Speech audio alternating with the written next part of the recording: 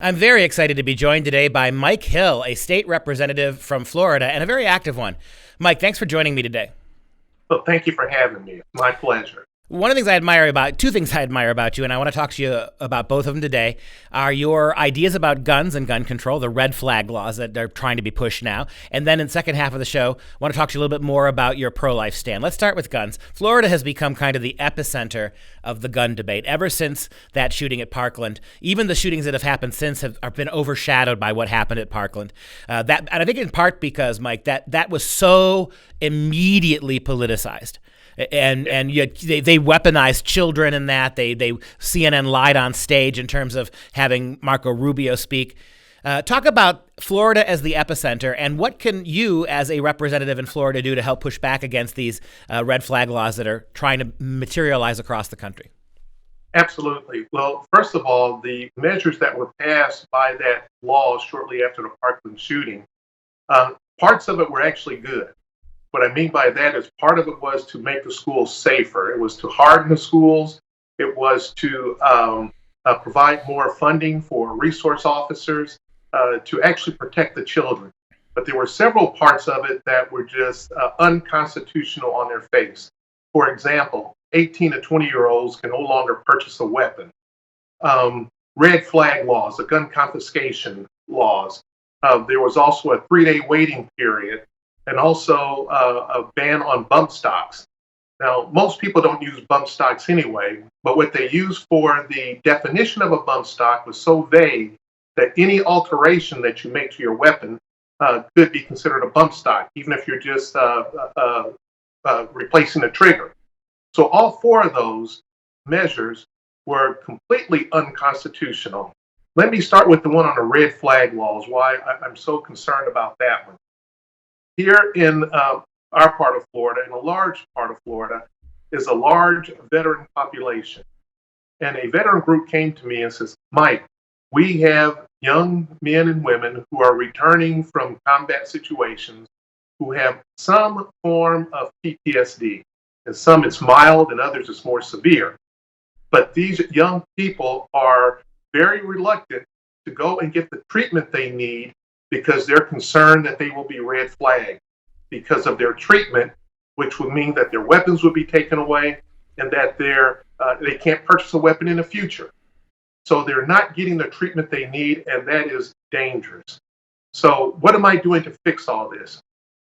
I have filed a bill that repeal those four measures that I talked about. You can't purchase a weapon if you're under 21, 18 to 21. The red flag laws, the definition of the bump stock, and also the 3-day waiting period. So my bill is repealing that portion of the law and is keeping the other portion of the law, which actually will make a difference to make our schools more safer. That's some good stuff. Let me ask you, given that the left has really successfully across the country made this an emotional issue, right? There's no critical thinking here. You either are for guns or you're for killing babies. That seems to be the latest rhetoric. How is it in a climate like this that Congress, that people in your situation can move forward to do the right constitutional, critically thinking thing versus succumbing to the emotionalism? What advice do you have on that issue? What I would say is remember your oath. Every elected official took an oath that said, I do solemnly swear to protect and defend the Constitution. Now, when you took that oath, it was not between, and I'll speak for me, when I took the oath, it was not between me and a judge administering the oath, or even between me and my constituents. It was that, but it goes even further. It was between me and the living God. That's why we seal that oath with, so help me God.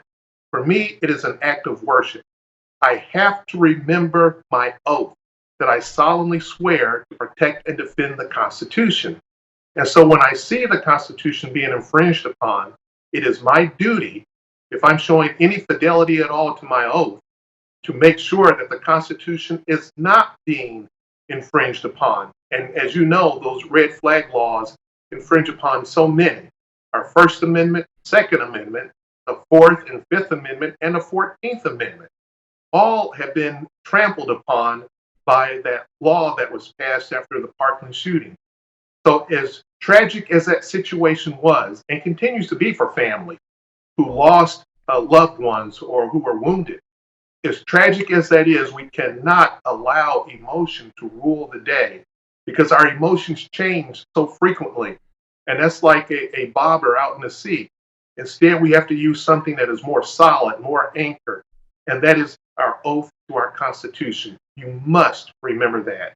I think it's amazing that the progressive left no longer even talks about trying to change the Second Amendment. They're just trying to use judges and use all sorts of other tactics to come after this. It's like they realize they can't win a constitutional battle, so they're going to try to pick at the heels of the Second Amendment a dozen other ways. And I find it also really remarkable that the same progressive left that wants guns banned because guns take lives. No comment about protecting lives. Guns take lives. This is the same fanatical part of the Democrat Party that wants to extend a woman's right to murder her unborn child to the very moment that the child's being born. How do we square that circle? That on the one hand, leftists are terrified of guns because they take life. On the other hand, we need to extend abortion rights irrationally beyond all decency and common sense.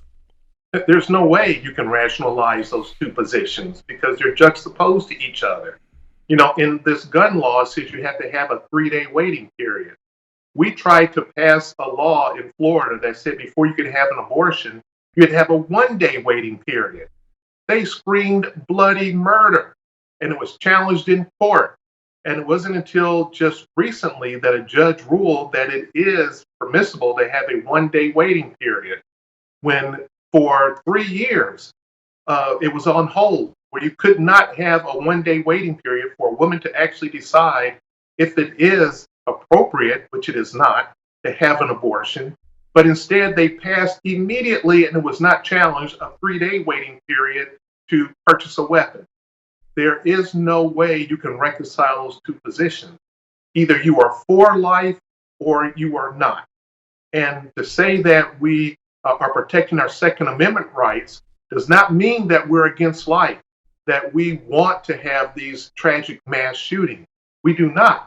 In fact, many studies have proven that when there are more crimes that are prevented by someone with a weapon than those when they go to those gun-free zones and cannot protect themselves. Mike, what legislation are you currently working on with regards to the life issue? What are you trying to get passed, and what would you like to see passed? I'm working on legislation right now that says that once a heartbeat is detected, then that baby cannot be aborted in the womb. But we're going a step further, and I got the idea from a state senator in Tennessee, which I just thought was brilliant. They began their heartbeat bill, with a preamble that has 27 whereas. And what these whereases do is they change the narrative for the entire abortion issue. Right now, if it were to go before the Supreme Court, it would be a challenge to Roe v. Wade, which is based on, erroneously, I might say, a right to privacy in the 14th Amendment. What we are going to do instead is focus it around the 9th Amendment. The 9th Amendment, as you know, says that if there is a God-given inalienable right not mentioned in our Constitution, it doesn't mean that you don't have it. You still do have it. And it goes outside the broader context of the Constitution and gets into our common law. The common law says that a person has a God-given inalienable right to life. So we are now addressing it around personhood, the 9th Amendment, versus privacy in the 14th Amendment. It won't even address Roe v. Wade at all. It'll completely change the narrative. And I think that's a smart way to go. And I hope that my colleagues in the Florida House do also. We can get it passed, just like Tennessee is on the verge of getting theirs passed. And we can really change this narrative in Florida and stop this Holocaust of killing so many babies each year. Mike, we have about 30 seconds left, a little less than that. Last word on the idea of a woman's right to choose versus a baby's right to life. And where do you think we're going to be in 10 years? Hopefully, in 10 years, we're going to have abortion behind us. A woman does have a right to choice, but she doesn't have a right to choose to kill another person. And that baby in her womb is a separate person with a distinct DNA. And that's what we have to protect at all costs. Mike, thanks for your time today. Thank you for having me.